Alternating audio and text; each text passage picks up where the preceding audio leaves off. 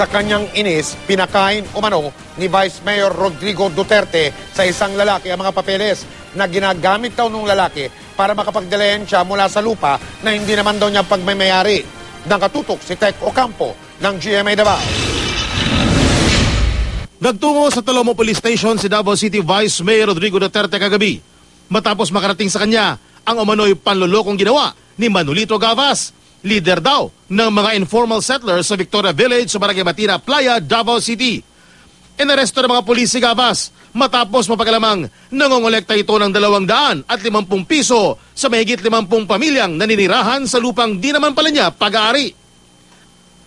Sa sobrang galit ni Duterte, pinanguya nito kay Gavas ang mga peking dokumentong pinangahawakan daw ng sospek.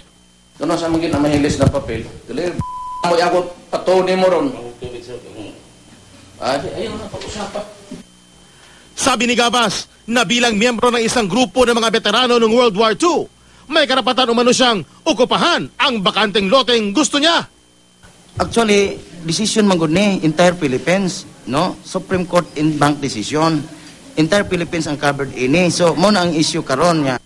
Pero, meron palang tunay na may-ari ang lupang inukupan niya at umalma ito.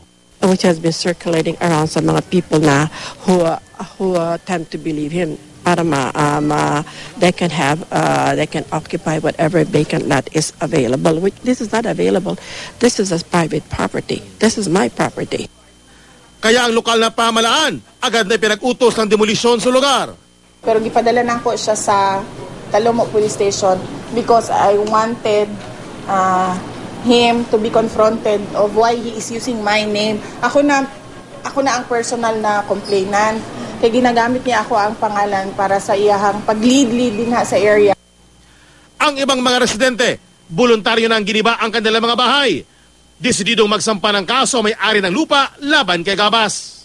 Si Vice Mayor Duterte naman, nangakong papapanagutin si Gavas. Kani pangilad, falsification, estafa, resisting arrest, unya fomenting trouble, alarm and scandal. Wala namang linaw sa ngayon kung may plano si Gavas na mag-ain din ng reklamo kay Duterte, bunsod na naging hakbang nito sa insidente. Tek Ocampo, nakatutok 24 oras.